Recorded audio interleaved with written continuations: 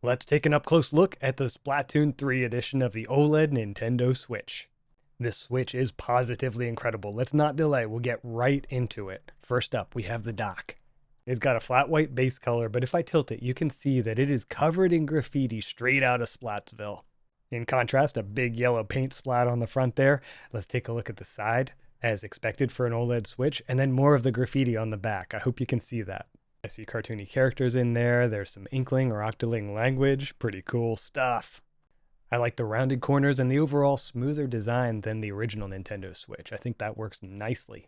Moving on, these have got to be the most colorful Joy-Cons that I own. Yellow fading into green. That looks great. There's an Inkling squid drawn on there. Other graffiti style art too. Flipping it over, we're looking at the back. That pattern there reminds me of the pads on tentacles. So cool. And the purple and blue one.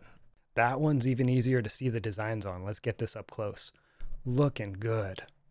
Looking so good. On the back, it has a design that matches the other Joy-Con. And these Joy-Cons do function exactly like other Joy-Cons. The real charm is in their looks, not so much in features or something like that. Any Nintendo Switch 1 Joy-Con works with OLED or with the regular Switch. I don't know about you, but I just love having this much color and style on the Joy-Cons.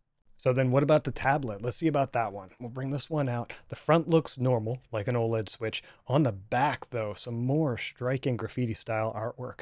This is a matte black background with some gloss black designs. Wow, that really stands out. Speaking of standing out, the kickstand is one of the great features on the OLED Switches. It's a much better kickstand than on the original Switch. The original one was too flimsy. I like this one a lot better. The Joy-Con straps are color matched to the Joy-Cons. We got a yellow one. There's a purple one as well here. That really ties it together nicely. No pun intended. The power cord and video cord are unremarkable. They're just the regular black ones, and frankly, I don't want my cords standing out. I want the console standing out, and this does a really good job of doing that. Keep checking it out while I go over some of the features here. The OLED Switch has a 7-inch OLED screen that's upgraded from the original. It has more vivid colors and better contrast, and it's larger than the original.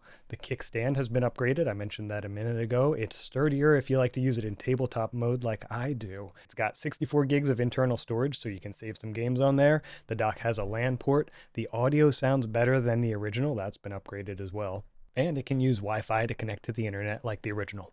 It uses all the same cartridges as the standard edition of the Nintendo Switch, and if you put your Nintendo account on it, you can move your DLC over to it.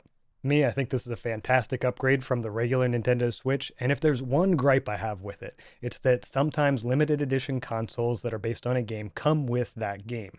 This does not. This is just the designs, you buy the game separately. Knowing that, I still love this console, and you might too.